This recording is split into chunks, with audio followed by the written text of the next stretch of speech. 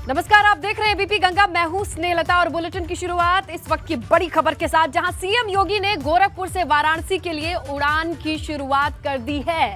आज वर्चुअल माध्यम से कार्यक्रम का आयोजन किया गया, जिसमें सीएम ने इसकी शुरुआत की है। गोरखपुर से वाराणसी की उड़ान सेवा शुरू होने से गोरखपुर से जुड़े गंतव्य स्थानों की संख्या 8 और कुल विमानों की संख्या 12 हो गई है। कार्यक्रम में केंद्रीय नागरिक उड्डयन मंत्री ज्योतिरादित्य सिंधिया, राज्य मंत्री डॉक्टर वीके सिंह भी शामिल हुए। सीएम योगी ने कहा कि पिछले 5 साल में एयर कनेक्टिविटी काफी बढ़ी है। यूपी में वर्तमान 9 एयरपोर्ट एक्टिव हैं, क्रियाशील हैं, और इसी के साथ गोरखपुर ही नहीं बल्कि आसपास के कई जिलों को इससे सहूलियत मिलेगी। कुशीनगर हो गई, देवरिया हो गया, और ऐसे जिलों से लोगों को आसानी से अब काशी जाने मिलेगा। आज उत्तर प्रदेश के 9 एयरपोर्ट पूरी तरह क्रियाशील हो चुके हैं। यह सब संभव हो पाया है आदरणीय प्रधानमंत्री जी के मार्गदर्शन और नेतृत्व के कारण। आज से 5 वर्ष पहले उत्तर प्रदेश के जो 4 एयरपोर्ट क्रियाशील थे, उनमें से मात्र देश के 25 गंतव्यों तक की ही यात्रा संभव हो पाती थी। हम वर्तमान में प्रदेश में 75 गंतव्यों तक उत्तर प्रदेश से प्रदेश के और देश के विभिन्न शहरों की यात्रा कर सकते हैं। बाबा विश्वनाथ का धाम आज बाबा गोरखनाथ के धाम से वायु मार्ग से जुड़ रहा है, और साथ ही साथ ये मेरे लिए अत्यंत प्रसन्नता का विषय है कि गोरखपुर से कानपुर, वाराणसी से मुंबई, कानपुर से पटना, कुशीनगर से कोलकाता समेत 6 अन्य फ्लाइट उत्तर प्रदेश के अलग अलग शहरों से प्रदेश और देश के विभिन्न गंतव्यों को जोड़ने के लिए आज प्रारंभ हो रही हैं। मैं इसके लिए माननीय श्री ज्योतिरादित्य सिंधिया जी को, नागर विमानन मंत्रालय को, प्रदेशवासियों की ओर से हृदय से धन्यवाद देता हूं। तो देखिए, यूपी में करारी हार के बाद बसपा में मंथन का दौर शुरू हुआ है, और आज बसपा सुप्रीमो मायावती ने एक बड़ी बैठक बुलाई है। लखनऊ कार्यालय में सुबह 10:30 बजे का ये वक्त तय है, जहां कई बड़े फैसले हो सकते हैं, इस बात के आसार जताए जा रहे हैं। देखिए, वेस्ट यूपी को यानी पश्चिमी उत्तर प्रदेश को नया प्रभारी मिल सकता है, संगठन में नए चेहरों को जगह मिल सकती है, क्या आमूलचूल परिवर्तन होंगे, तमाम चीजें अब इस मीटिंग में डिसाइड की जाएंगी, क्योंकि हारे हुए प्रत्याशियों को बुलावा भेजा गया है। 10:30 बजे कार्यालय में उनको पहुंचना होगा, मंथन होगा। इस पुअर परफॉर्मेंस के लिए क्या चीजें जिम्मेदार हैं, इन तमाम चीजों को खंगाला जाएगा।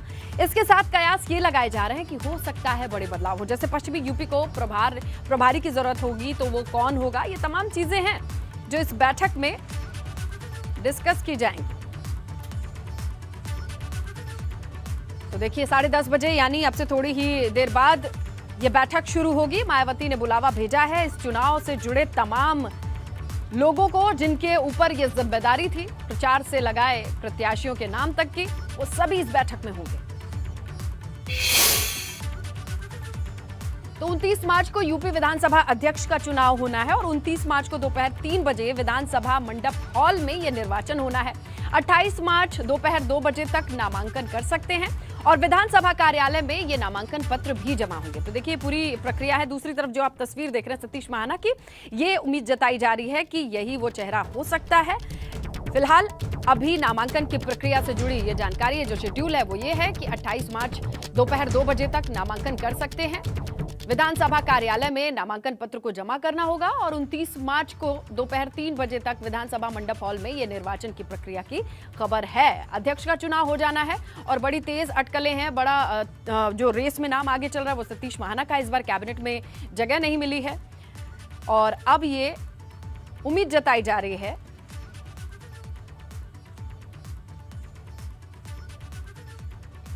तो देखिए, कानपुर की महाराजपुर सीट से चुनाव जीते भाजपा के कद्दावर नेता सतीश महाना का ही जिक्र कर रहे थे, जिन्हें कैबिनेट में जगह तो नहीं मिली है, लेकिन अब माना यह जा रहा है कि पार्टी उन्हें कोई बड़ी जिम्मेदारी दे सकती है।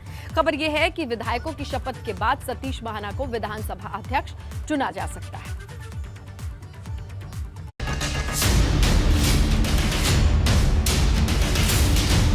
अखिलेश का चक्रव्यूह भेदेंगे महाराजपुर के महाराज। सदन के संग्राम में सतीश बनेंगे सेनापति। यूपी की सियासी जंग अब चुनावी रैलियों की जगह विधानसभा में लड़ी जाएगी। विरोध की मजबूत जमीन तैयार कर चुके अखिलेश यादव खुद सदन में योगी सरकार के खिलाफ मोर्चा लेते दिखेंगे। इसलिए समाजवादी पार्टी के इस चक्रव्यूह को भेदने के लिए भाजपा ने पहले ही तैयारी शुरू कर दी है। सूत्रों के मुताबिक जल्द ही सतीश महाना को विधानसभा अध्यक्ष की जिम्मेदारी सौंपी जा सकती है। जितने भी विधायक अन्य जो हैं 403 में से जो जीत कर आए हुए हैं, उनमें से जो बचे हुए विधायक हैं, उन सभी विधायकों को शपथ 28 मार्च और 29 मार्च 2 दिन का ये कार्यक्रम जारी किया गया है, जब उन सभी विधायकों को शपथ ग्रहण कराई जाएगी। और उसके बाद ही कहा जा रहा है कि सतीश महाना को विधानसभा का अध्यक्ष जो है वो चुना जाएगा। हालांकि एबीपी गंगा के साथ बातचीत में सतीश महाना ने इस खबर पर मोहर नहीं लगाई।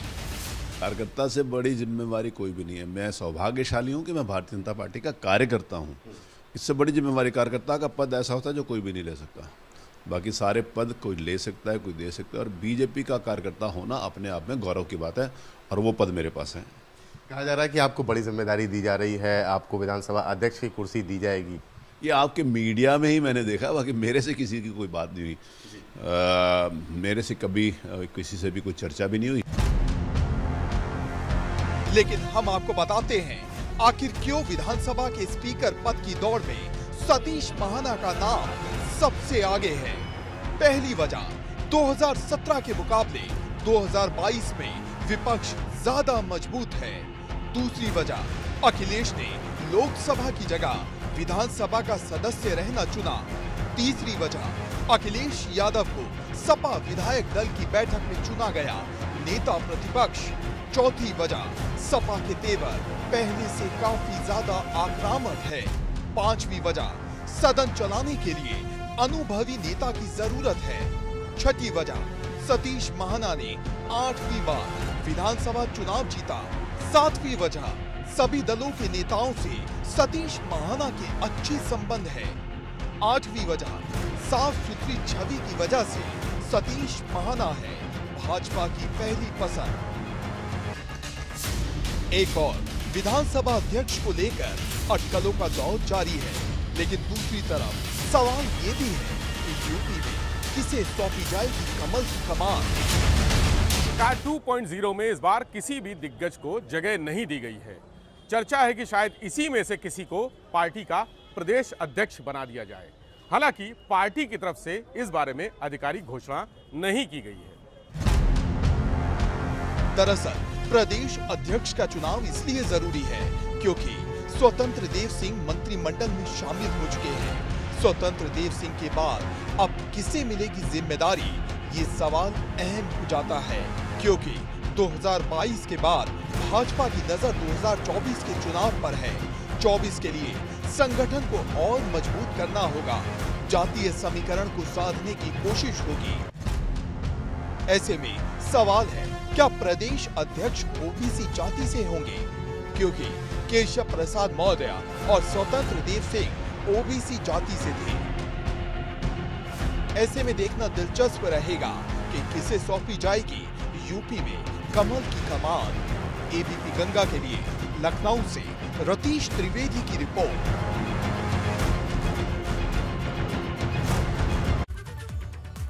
देखिए, आज योगी कैबिनेट में मंत्रियों को उनका विभाग मिल सकता है, ऐसी खबर आ रही है। और शुक्रवार को योगी आदित्यनाथ ने जब सीएम पद की शपथ ली, उनके साथ 52 मंत्रियों ने भी शपथ ली थी। तो ऐसे में आज माना जा रहा है कि दोपहर तक मंत्रालयों का बंटवारा भी हो जाएगा। तो किसे कौन सा डिपार्टमेंट मिला है ये देखना होगा, इसी पर सबकी निगाहें टिकी हुई हैं। पोर्टफोलियो कैसा होगा ये भी देखना होगा, क्योंकि 30 नए चेहरों के साथ 52 लोगों ने जब शपथ ली थी, तो अब किसके पास कौन सा महकमा होगा ये देखना होगा। और खबर ये है कि आज दोपहर तक ये भी क्लियर हो जाएगा, स्पष्ट हो जाएगा कि किसके पास कौन से विभाग की जिम्मेदारी आई है। नए चेहरों के साथ साथ 5 महिलाएं और जो तमाम चीजें हमने देखी हैं वो अब क्लियर हो जाएंगी। दोपहर तक ये खबर आ रही है कि विभागों का बंटवारा स्पष्ट हो जाएगा। तो योगी 2.0 जो टीम बन करके तैयार हुई है शपथ लेते, हमने देखा इन तस्वीरों को शुक्रवार में 52 नाम थे, 52 चेहरे थे, 30 नए चेहरे थे। किसे कौन सी जिम्मेदारी मिलेगी? जो पुराने मंत्रियों को जगह मिली है क्या उनकी जिम्मेदारी वही रहेगी, उनका विभाग वही रहेगा, या वो शफल किया जाएगा, चेंज किया जाएगा? तमाम चीजें हैं और दोपहर तक बताया जा रहा है कि ये स्पष्ट हो जाएगा। 14 राज्य मंत्री स्वतंत्र प्रभार हैं। इसी बीच बिजनौर से बड़ी खबर है, जमीन विवाद में युवक की हत्या हुई है और हत्या का ये वीडियो वायरल बताया जा रहा है। खेत में युवक पर गोली चलाते बदमाश दिखाई दे रहे हैं। अब मृतक के परिजनों ने वीडियो मोबाइल से जो कैद किया है वो वायरल है। थाना कोतवाली शहर स्वाहेड़ी इलाके का ये मामला।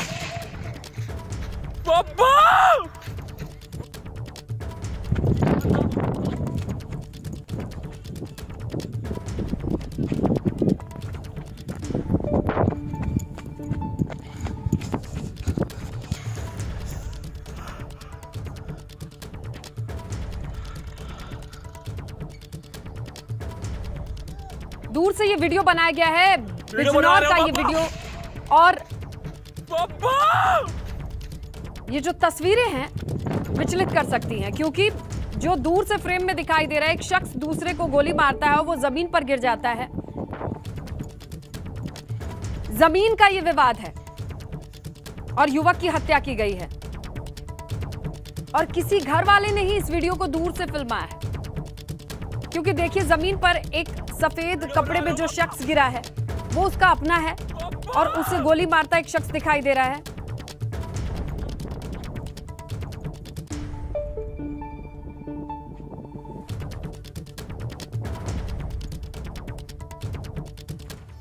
देखिए बड़ी खबर मिल रही है, एमएलसी चुनाव के बाद यूपी बीजेपी संगठन में बड़ा बदलाव हो सकता है। प्रदेश अध्यक्ष समेत कई पदों पर नए चेहरे चुने जाने हैं। स्वतंत्र देव सिंह के कैबिनेट मंत्री बनाए जाने के बाद प्रदेश अध्यक्ष की नियुक्ति होगी। प्रदेश उपाध्यक्ष दयाशंकर सिंह और एके शर्मा, ये 2 नए प्रदेश उपाध्यक्ष भी बनाए जाएंगे। प्रदेश महामंत्री जेपीएस राठौड़ के मंत्रिमंडल में शामिल होने के बाद ये पद भी खाली है, इसीलिए इस पद पर भी किसी की नियुक्ति की जाएगी। तो कुल मिला के आप देखिए प्रदेश संगठन में कई पदों पर नए चेहरे आएंगे, क्योंकि कैबिनेट में विस्थापित होने के बाद ये पद रिक्त हुए, ये खाली हुए हैं। माना जा रहा है एमएलसी चुनाव के बाद इन पर भी जो नाम है सामने आएंगे। तो देखिए हार के बाद बसपा की बड़ी बैठक 10:30 बजे का वक्त तय था और अब यह खबर मिल रही है कि बैठक में नेताओं का पहुंचना जारी है। इस बैठक में 1500 से अधिक लोग शामिल हो रहे हैं। सांसद, विधायक, सेक्टर प्रभारी, विधानसभा प्रभारी इस बैठक में शामिल होंगे।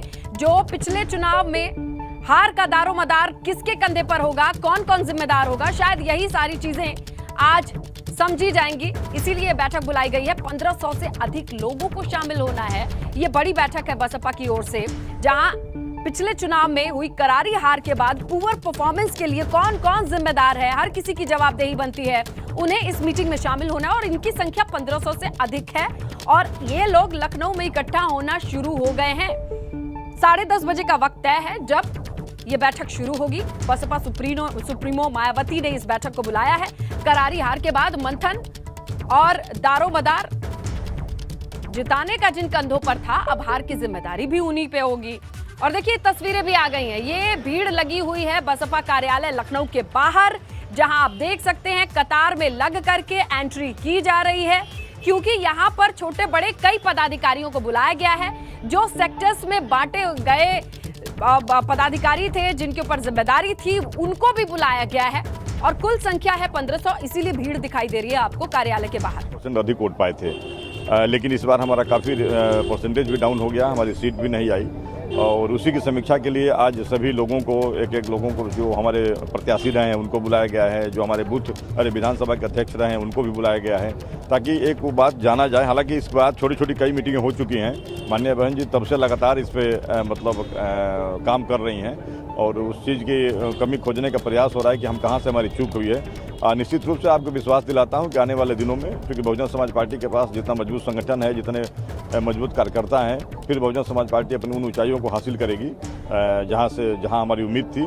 बहुत जल्दी उसको हम रिकवर करेंगे। आप एक सीनियर लीडर भी हैं, क्या कारण मानते हैं जो अब मैं बताया कि देखिए वो उसको माननीय बहन जी ने प्रेस के माध्यम से भी, ट्वीट के माध्यम से भी इस बात को उजागर किया था कि चुनाव से पहले हमारे समाजवादी पार्टी के लोगों ने जिस तरह से एक सोशल मीडिया और हमारे मीडिया जगत का इस्तेमाल करके बहुजन समाज पार्टी के प्रति जो प्रोपगंडा उड़ाया कि बहुजन समाज पार्टी भारतीय जनता पार्टी की बी टीम है, जिस वजह से हमें काफ़ी नुकसान हुआ। हमारा जो मुस्लिम समाज था, हमारे मजबूत जो मुसलमान कैंडिडेट थे,